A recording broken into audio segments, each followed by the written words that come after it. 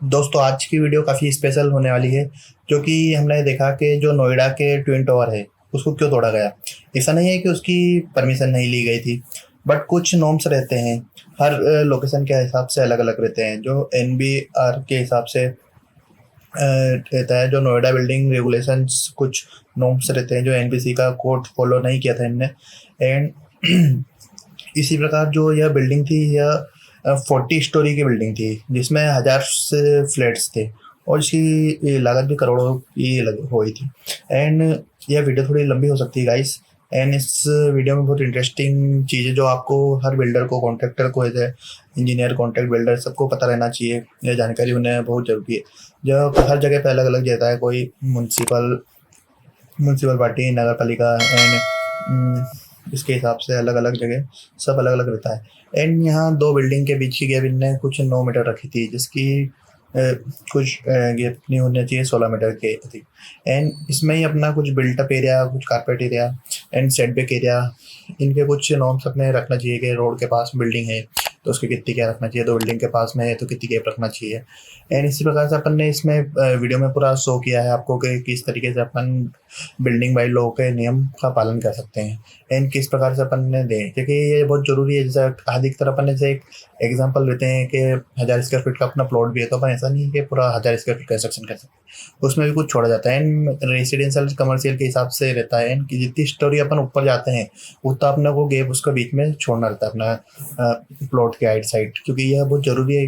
क्योंकि air ventilation के हिसाब से भी यह जरूर रहता है। जितनी हाइट अपन जाती है तो इसके हिसाब से अपने कुछ लॉस रहते हैं, जो आओ अपन इस वीडियो में समझते हैं गाइस।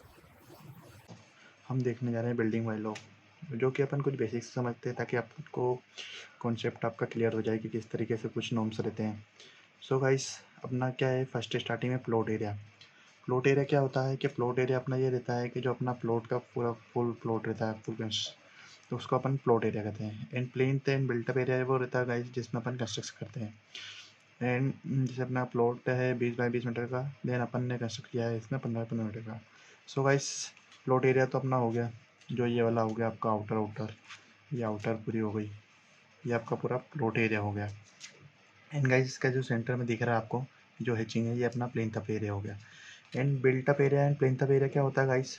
बिल्टअप और प्लेन तप एरिया वो होता है जो कारपेट एरिया रहता है। जैसे अपने रूम वगैरह हो जाते हैं, उनके अंदर अंदर की डिस्टेंस हो जाती है, उसको अपन कारपेट एरिया कहते हैं। Thickness of wall plus balcony, जो वॉल की थिकनेस रहती है अपनी 9 इंची 4 इंची, ये सबको मिला के अपन इसको बिल्टअप एरिया कहते हैं। एंड सेट बैक एरिया क्या होता है गाइस? अपना सेट बैक एरिया वो होता है जो प्लॉट एरिया रहता है, जो अपना ये वाला पूरा प्लॉट एरिया है, जो प्लॉट एरिया हो गया minus built up area. Built up area क्या हो गया guys? Carpet area, thickness of wall और बालकनी, तो इसको अपन सेट बैक एरिया कहते हैं। सेट बैक एरिया जो रहता है गाइस, अपन जो से छोड़ते हैं बैक साइड, रियर साइड, इसको अपन सेट बैक एरिया कहते हैं। जैसे कि अपन समझते हैं गाइस, इसमें आप देख रहे हो ये बिल्डिंग हो गई अपनी, जो हिचिंग हिचिंग है, ये हिचिंग हिचिंग गाइस, ये बिल्डिंग हो गई अपनी। तो इस बिल्डिंग में आपको ये देख रहा है, ये बिल्डिंग हो गई। इसमें जो अपन ने जैसे ये वाली ले ली साइड, ये वाली साइड ले ली, ये बैक साइड रियर हो गई, ये साइड ये रियर, और ये फ्रंट साइड अपनी हो गई, ये रोड के साइड है। यानी बीच में हेचिंग करके जो आइट साइड अपन जगह छोड़ते हैं गाइस, उसको सेट बैक एरिया कहते हैं। एंड इसकी विड्थ कुछ रहती है इस प्रकार से कि जैसे अपना रोड, विड्थ ऑफ रोड, जिसकी 12 मीटर रोड है ना, तो उसके सेट बैक एरिया अपना कितना छोड़ेंगे? 1.5 मीटर। एंड 12 मीटर रोड हो गई तो उसका सेट बैक अपन छोड़ेंगे 2 metre. And less than 3 metre है तो अपन नो सेट बैक छोड़ेंगे, मतलब कोई छोड़ने की ज़रूरत ही नहीं है। 3 मीटर काफ़ी कम होता है गाइस। तो हम देख रहे हैं कि साइड रियर ओपन स्पेस किस तरीके से अपन छोड़ देते हैं। हाइट ऑफ बिल्डिंग, जैसे जैसे बिल्डिंग के अपन हाइट पे जाते हैं, इस प्रकार अपने को हाइट साइड की डिस्टेंस छोड़ना पड़ती है गाइस। सो हम देखते हैं 10 मीटर की हाइट पे अपने को 3 मीटर छोड़ना पड़ रही है, 15 मीटर की हाइट पे गाइस अपने को 5 मीटर छोड़ना पड़ रही है, 18 मीटर की हाइट पे गाइस अपने को 6 मीटर छोड़ना पड़ रही है, 21 मीटर की हाइट पे अपने को 7 मीटर छोड़ना पड़ रही है, 24 मीटर की हाइट पे अपने को 8 मीटर छोड़ना पड़ रही है गाइस। एंड 27 मीटर की हाइट पे अपने को छोड़ना पड़ रही है 9 मीटर हाइट। गाइस, तो गलती कहाँ हुई से उनसे पता है आपको? उनने छोड़ी है अपने को दो बिल्डिंग के बीच में गैप 9 मीटर की, जो कि बहुत कम है। एंड 30 मीटर के लिए आप देख रहे हो 10 मीटर, एंड 35 के लिए 11 मीटर। इसी प्रकार से 55 मीटर से ज़्यादा है तो उसका 16 मीटर, जो कि उस बिल्डिंग की हाइट 70 मीटर से मोर देन थी। सो उसके लिए 70 मीटर से मोर देन थी गाइस। तो उसके लिए अपना जैसे 55 से जा रहा था उसमें कम से कम 16 मीटर की गैप होना चाहिए गाइस। तो यहाँ कुछ उनकी एरर आ रहा था गाइस। और उसके अलावा जैसे अपन देखते हैं तो जैसे अपना बिल्डिंग है, ये बैक साइड रियर हो गया, ये साइड हो गया, ये फ्रंट हो गया। तो इस प्रकार से अपन देख रहे हैं कि उसमें कहाँ गलती थी। एंड गाइस फिर अपन आते हैं कारपेट एरिया पर। देन कारपेट एरिया क्या हो गया अपना, built up area minus area of wall. Carpet area भी अपनी जैसे ये बिल्डिंग हो गई, ये बिल्डिंग की आउटर आउटर वॉल हो गई, ये वॉल हो गई अपनी, जितनी वॉल हो गई सेपरेट सेपरेट। इसमें अपना क्या हो गया, ये एरिया ऑफ वॉल जो एरिया कवर कर रही है वॉल, और बिल्टअप एरिया अपना ये टोटल बिल्टअप एरिया हो गया। तो ये हो गया अपना carpet area. And guys super built up area क्या होता है अपना, सुपर बिल्टअप एरिया वो होता है गाइस जैसे स्टेयरकेस हो गई, अपनी लिफ्ट हो गई है, लिफ्ट हो गई, अपने सेटबैक एरिया हो गया है, स्विमिंग पूल हो गया, उसमें built up area and 20% more common area हो गया, वरांडा हो गया गाइस। इस प्रकार से अपना रहता है super built up area. So guys देखा आपने। एंड फिर अपना आता है permissible size of plot.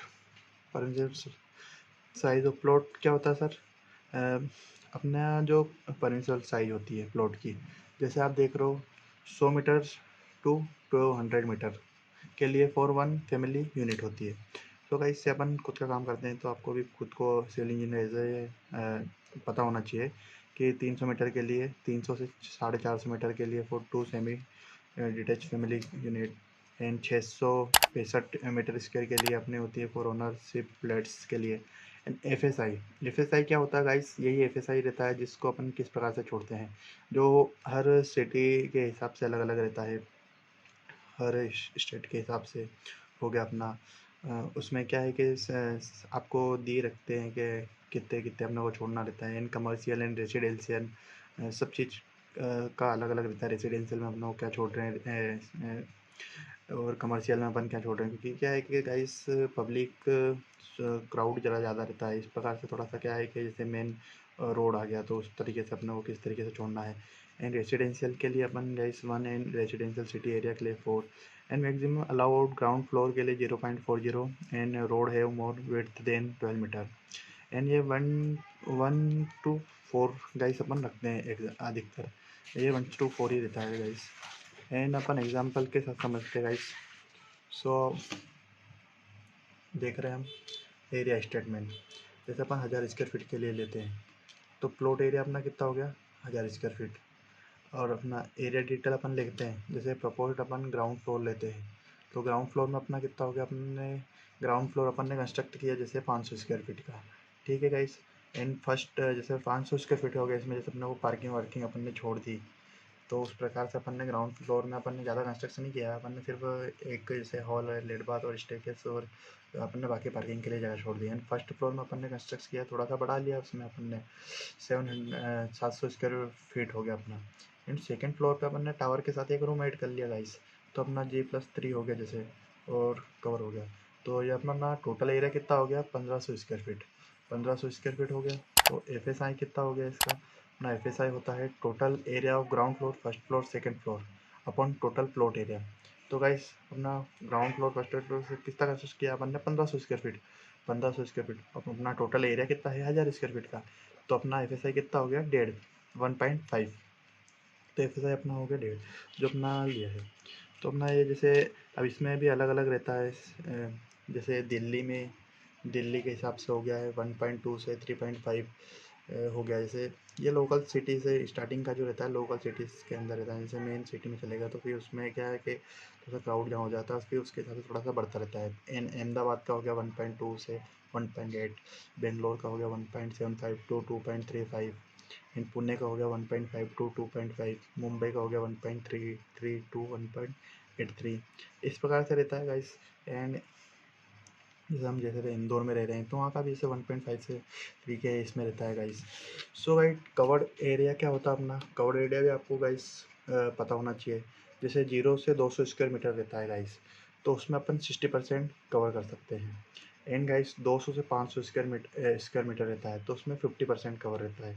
And 500 से 1000 स्क्वायर मीटर रहता है तो अपन 40% कवर करते हैं। एंड 1000 स्क्वायर मीटर रहता है and for residential building and for रहता है, तो उसमें मोर देन 34% गाइस लेते हैं।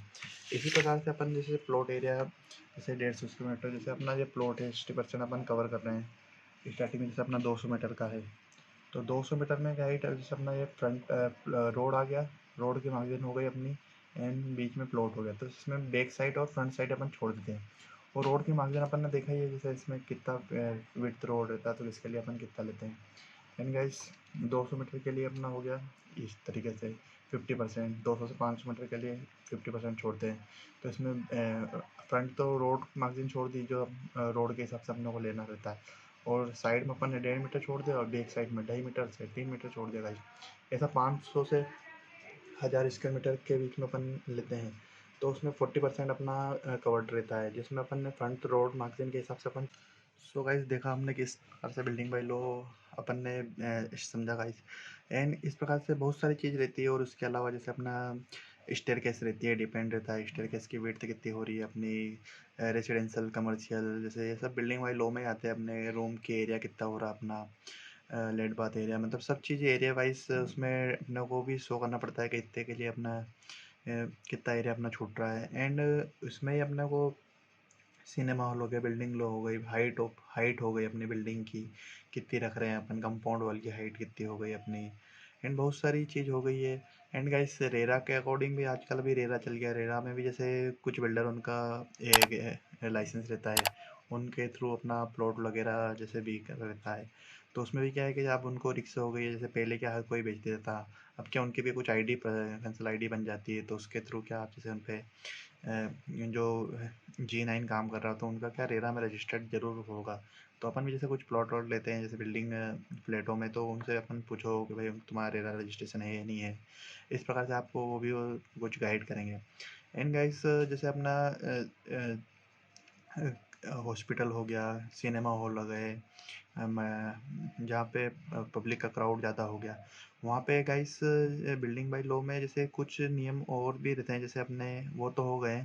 एंड कुछ चीज़ों का और ध्यान रखा जाता है, जैसे अपना फायर स्प्रिंकलर हो गए, स्मोक डिटेक्टर हो गया, किसी आग लगने पर उनके स्मोक डिटेक्टर, फायर स्प्रिंकलर, जैसे क्या होता है कि फायर स्प्रिंकलर का ये काम होता है कि जैसे आग लगती है, तो उसमें क्या फायर स्प्रिंकलर रहते हैं, जैसे कि उसके क्या है कि जैसे उनका टेम्परेचर होता है, तो ऑटोमेटिक फूट के उसमें पानी जैसे बरसात होती है उस टाइप से वो काम करने लग जाते हैं गाइस।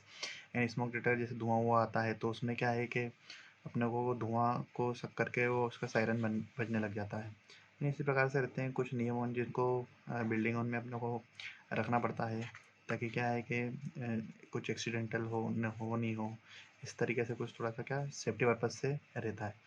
इस प्रकार से आजकल बहुत नए नए नियम आ गए, और जो कि बहुत ज़रूरी भी है। सो गाइस हमने देखे हैं यह वीडियो। सो ऐसे ही इंटरेस्टिंग वीडियो पाने के लिए आप गाइस हमारे चैनल को सब्सक्राइब एंड लाइक कर सकते हैं, एंड नेक्स्ट आने वाली वीडियो को बेल आइकन दबा सकते हैं गाइस।